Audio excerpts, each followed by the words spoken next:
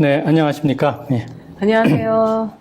오늘은 제가 이제 그동안 물리학 강의를 주로 이제 쭉 계속 말씀을 드렸는데, 제가 말씀드린 물리학은 상당히 좀 넓은 범위이긴 합니다. 그러니까 물리학이 좁은 의미의 전통적인 의미를 훨씬 넘어서서 우리의 어떤 세상을 보는 눈, 그리고 세상을 우리가 알아가는 어떤 시각, 이런 걸 이제 제공한다는 관점에서 우리가 어떻게 하면 좀 더 통합적인 우리가 사고를 할 수 있을 것인가. 그래서 오롯한 남과 삶을 쫓아서 라고 제가 이제 제목을 붙이고 강의를 하고 있었는데, 요즘 우리나라에 상당히 요즘만 아니라 사실 역사적으로 우리는 미국과 사실은 뗄래야 뗄 수 없는 관계에 있었습니다. 계속. 짧게 봐도 해방 이후부터 계속이고, 길게 보면 그보다 더 먼저 조선 말기부터. 그래서 우리가 사실은 미국을 너무 잘 아직도 모른다는 생각이 듭니다. 우리 많은 시민분들께서. 그래서 제가 이제 미국에 대한 얘기를 조금 좀 말씀을 드린 게 꽤 중요할 것 같다는 생각이 좀 듭니다. 우리가 보다 조금 더 오롯한 그야말로 암과 삶을 위해서는. 자, 미리 제가 좀 말씀드릴 것은, 저는 이제 정치학자도 아니고, 사회학자도 아니고, 경제학자도 아니고, 또 역사학자도 아닙니다. 그러니까 제가 그런데 미국의 정치라든가 경제라든가 사회라든가 역사라든가 문화 이런 거를 제가 전문가 입장에서는 물론 말씀드릴 능력이 제가 안 되고, 저는 이제 물리학자인데, 그렇지만 제가 미국에서 이제 공부를 했고 직장도 다녔고 또 아주 여러 번 미국을 이제 방문하면서 여러 가지 경험을 해서 제가 따져보니까 지금까지 최소한 한 10년 이상 10여 년을 이제 미국에서 있었더라고요. 결국 따지고 보면은. 그래서 제가 그동안 미국에서 여러 가지 많이 느꼈던 점, 알게 됐던 점, 이런 것들을 조금 모아서 말하자면 미국에 대한 비전문가의 시각에서 대신에 일반 사람, 미국을 이제 보는 우리가 일반 시민의 입장에서 미국에 대한 좀 말씀을 좀 드리려고 합니다. 그래서 이걸 한번 좀 나눠보는 시간을 가지려고 합니다.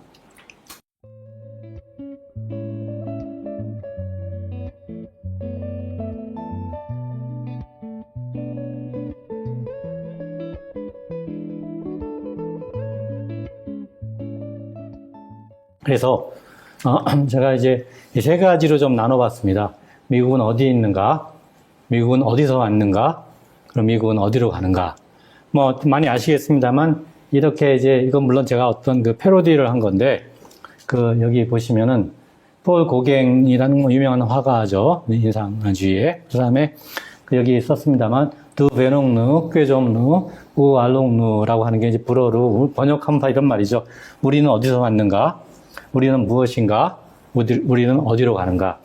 이게 너무너무 유명한 그림이고, 이 그림이란 게 정말 저거 상당히 저도 굉장히 아주 많은 영향을 받은 그림이라서, 이 그림에 대해서는 나중에 이 시리즈의 좀 뒷부분에 가서 그야말로 우리 인류가 어디서 와서 어디로 가는가, 그때 자세히 말씀을 드리려고 합니다.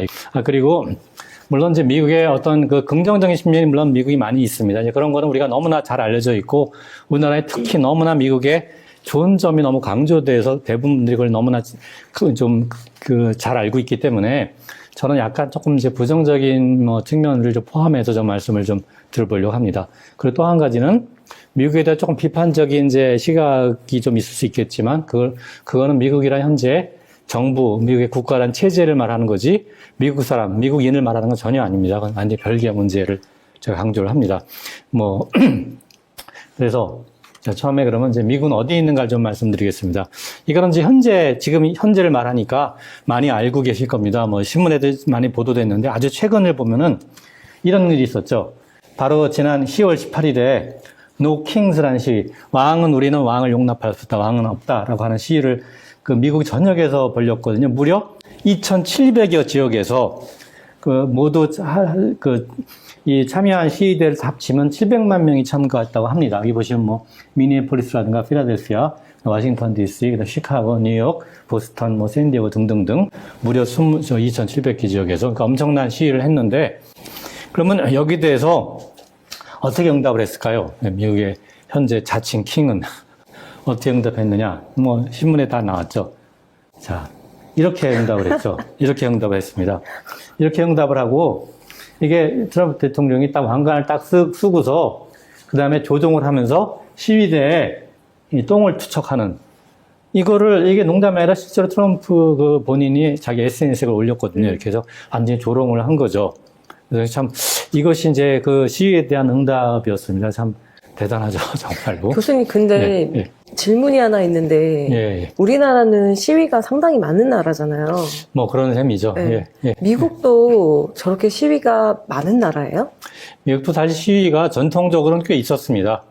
그러니까 예를 들어 특히 이제 뭐 그러니까 물론 이제 미국이 건국해서 1770년에 건국한 이래로 그 다음에 이제 사실 최근에 시위라고 말하는 건 20세기 들어와서 사실 미국도 노동조합이 상당히 힘이 있었고 시위가 상당히 있었는데 미국은 이제 노동조합이 거의 힘을 잃게 되면서 사실 그런 일반 우리가 생각하는 의미의 시위는 많이 없어진 면은 사실입니다, 실제로. 그러니까 이런 대규모 시위는 제가 보기에는 처음이라고 생각합니다. 적어도 20세기 들어와서는. 흥미로운 게 하나 있습니다. 미국의 현재 상황에, 현재 미국의 그 어디에 있는가에 대해서 샌프란시스코 거리에 2023년에 이제 사진인데, 이제 이런 사진이 있습니다. 샌프란시스코 실제 찍은 겁니다. 이게 뭘 하는 걸까요? 이게 뭘 하는 걸까요? 샌프란시스코 거리입니다. 그렇습니다. 말똥이 아니라 똥은 맞는데 사람 똥. 와. 이게 이 사람이 직업입니다.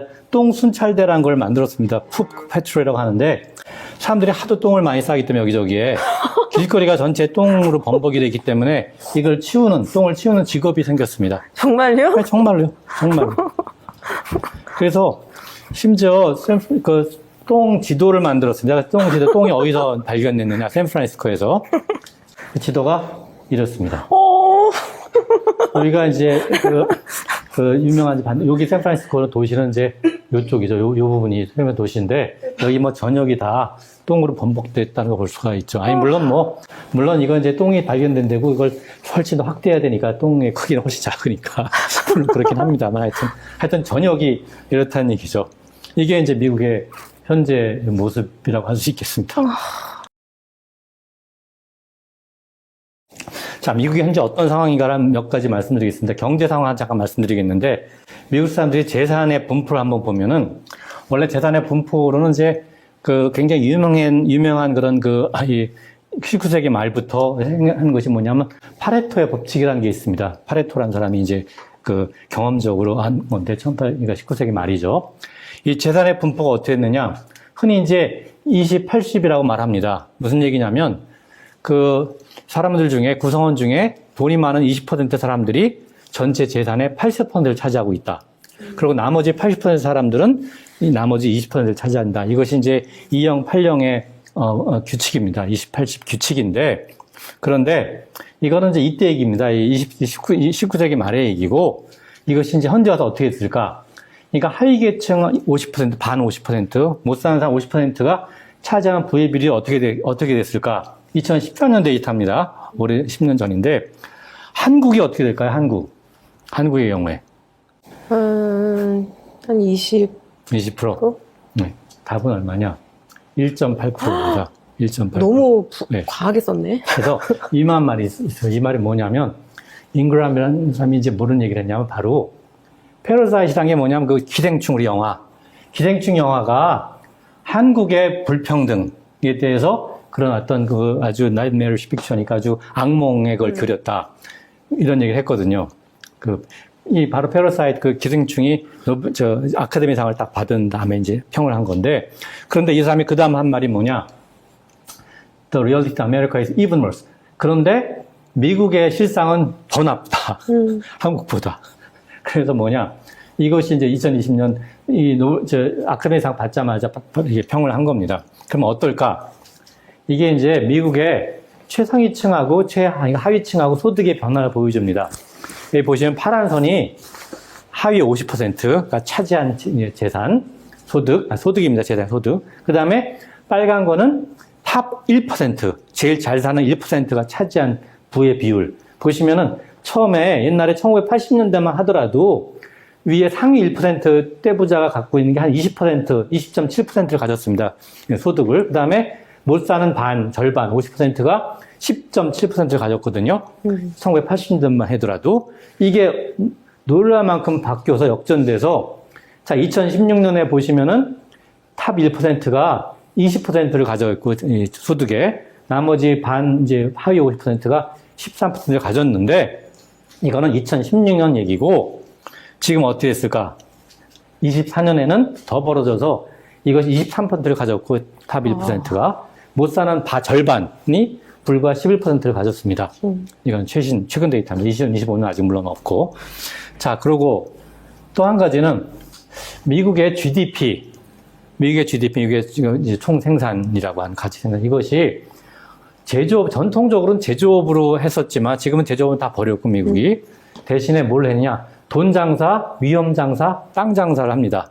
돈 장사한 건 뭘 말하느냐? 파이낸스, 그러니까 금융이죠. 돈 놓고 돈 먹기 하는 거죠. 가장 그게 수익률이 높은 거죠. 아무것도 안 하면서. 근데 위험 장사는 뭐냐? 이른바 인슈런스, 보험. 위험을 부풀려갖고 이제 보험을 많이 들기 위해서 돈 빼는 거. 그다음 땅 장사는 이제 물론 우리도 똑같죠. 부동산 장사. 뭐 아시다시피 트럼프가 주로 이제 이쪽이죠, 사실은. 어쨌든 이걸 우리가 줄여서 FIRE라고 합니다. 파이낸스, 돈 장사, 인슈런스, 위험 장사, 리얼 이스테이트, 부동산, 땅 장사. 그래서 합해서 FIRE라고 합니다. FIRE. 재미있죠, 이름이. 근데 자 보시면은 역시 1980년대에는 이 제조업이 훨씬 더 GDP에 기여를 많이 했습니다.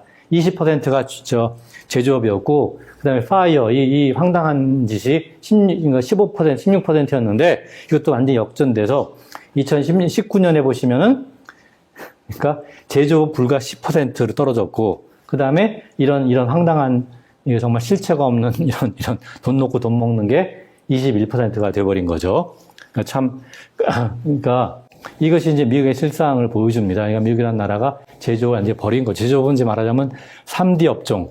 위험하고 어렵고, 이제 더럽고 그러니까 이거는 이른바 제3세계 맡겨라 해서 중국이 이걸 다 먹어갔다고 할 수 있게 됩니다, 사실은. 그래서 특히 전체 고용 대비의 제조업 비중이 이게 8%밖에 지금 안 됩니다. 불과 8%. 그러니까. 또 하나 생각할 것이 미국의 이 소득 불평등하고 인컴 이니퀄리티, 소득 불평등하고 경제 위기하고 어떤 관계가 있을까 하는 걸 볼 수가 있습니다. 이걸 적나라하게 이 관계를 보여주는 것이 이 그래프인데, 여기 보시면 옛날에 1900 이제 한 20년 정도부터 쭉 지금 2017년까지 쫙 볼 수가 있는데, 보시면은, 자, 여기에 보면 이게 지금 뭐냐면, 대공황, 그러니까 1927년, 28년, 29년에 대공황 아마 많이 들으셨을 거라 생각을 합니다. 그러니까 그거하고 지금, 그 다음에 이게 전부 다 같이 간다는 거, 불평등하고가. 그러니까 여기 보면 이 세로축이 뭐냐면 상위 10%, 1%는 아니고 상위 10%가 이 얼마나 소득을 먹어갔느냐 하는 건데, 그것이 예를 들어서 한 40%일 때는 뭐 그래도 그랬는데 50%가 되니까 대공황이 온 거거든요. 그러고 나서, 그 다음에 이제 2차 대전에 발발을 했고, 그래서 결국은 2차 대전이 끝나면서 이게 확 내려가서, 그 다음에 그러니까 상위 10% 가져가는 게 한 30% 선으로 되니까, 이때는 상당히 이제 여러 가지 좋다가, 그래서 상당히 여러 가지 좋고, 이렇게 그러다가, 문제가 핵심이 이제 시작하는 게 뭐냐면, 세계의 비극이 시작하는 게, 레이건이 취임입니다, 사실은. 레이건이 취임하면서 이른바 신자유주의라는 걸 하면서 소득 불평등을 엄청나게 확대한 그 정책을 피니까, 그때 그래서 이른바 블랙 먼데이라고 해서 주가 한번 폭락한 적이 있었고, 그 다음에 이제 클린턴 취임하고 부시 취임하면서 금융위기 오고, 아시아 금융위기, 우리도 여기서 당했죠. IMF 당하고. 그 다음에 이제 트럼프 취임하면서 다시 또 이제 문제가 시작한 건데, 여기 보시면 레이건이 왜 문제가 됐느냐. 그러니까 레이건 취임하면서 이것이 신자유주의를 레이건이 이제 완전히 마가렛 태처 영국랑 같이 하면서 해서 이른바 경제를 금융경제로 바꾼 거거든요. 미국의 경제를. 무슨 얘기냐면 돈 장사로 바꾼 거죠. 미국의 모든 그 제조업을 다 이제 제조업이 아니라 이제 돈을 번다. 레이거노믹스라고 부르는데, 이건 태처리즘에서 왔다고 할 수가 있겠습니다. 태처리즘이 이제 레이거노믹스라는 걸 된 거고, 그 다음에 클린턴도 여기서 자유롭지가 않은 게, 클린턴이 하면서 나프타라는 걸 만들었거든요. 북아메리카의 프리 트레이드 어소시에이션, 그러니까 그걸 만들어서 어떻게 보면 좋다고 할 수 있겠지만, 이게 제조업을 해외로 이제 나가게 하는 거 핵심이 된 겁니다, 사실은. 미국의 제조업을. 그래서 여기 특히 이제 클린턴이 한 짓이 어떤 짓이냐면, 글라스-스틸건 액트라고 하는 걸 폐지하는 게 뭐냐면, 이게 금융투기를 완전히 보장을 해준 겁니다. 금융투기를 막았던 그 법령인데, 이걸 폐지하면서. 그래서 금융투기를 아주 확실해서, 뭐 좋게 말하면 금융경제를 활발하게 만든 거죠. 그렇게, 그 다음에 부시가 오면서 조금 바꿔서 전쟁으로 이제 완전히 전쟁으로 미국의 경제를 살리겠다. 전쟁을 일으켜갖고 부시는 아프간, 그 다음에 이제 이라크 침공해서. 근데 놀라운 건 뭐냐면, 이게 전쟁 경제를 해서 시작한 건데, 이 전쟁을 어떻게 했냐, 부시의 놀라운 거는 부채로 다 전쟁을 합니다, 부채로. 그 전까지 전쟁을 할 때는 예를 들어서 뭐 2차 전쟁도 그랬고, 그 다음에 뭐 한국 전쟁이나 베트남 전쟁까지도 사실은 이것이 세금으로 이제 주로 전쟁을 수행했는데, 부시는 세금을 전혀 안 걷고, 세금을 안 올리고 안 걷고, 부채로 다 그걸 충당한 겁니다. 이게 미래 부채가 된 거죠, 다. 국채랑 국채. 그렇죠. 국채죠. 주로 국채죠. 그래서 어떻게 되느냐, 그 결과가. 지금의 재정 적자가 GDP로 대비해서, 미국은 GDP가 엄청나게 많은데, 그 대비해서, 미국이 지금, GDP로 대비해서 재정 적자가 가장 큰 나라 혹시 어딘지 아시나요? 저 일본이거든요. 네, 사실은 제 진짜 1위는 최근에 바뀌어서 수단인데, 수단. 아프리카의 수단. 수단이 끔찍한 나라가 된 건 아시죠? 하여튼 끔찍한 나라 되고 있는데, 하여튼, 근데 수단은 뭐, 워낙 경제 규모가 작으니까 문제가 안 되고, 경제가 큰 나라 중에 압도적인 1위가 일본입니다. 일본이 한 235%거든요. 전체 GDP의 235, 두 배를 넘는 것이 지금 부채입니다. 정부의 부채. 국가 부채. 그러니까 일본이 그래서 저는 솔직한 얘기로 일본은 망하지 않을 수가 없다고 저는 다시 생각합니다. 그게 후쿠시마 특히 더 아주 후쿠시마 해결 방법이 없으니까. 근데 그 다음에 두 번째가 이제 흔히 미국이라고 알고 있는데 사실은 이탈리아가 미국보다 조금 더 많고 그 다음에 미국인데 미국이 123%거든요. 근데 절대수하면 전부 압도적인 숫자죠.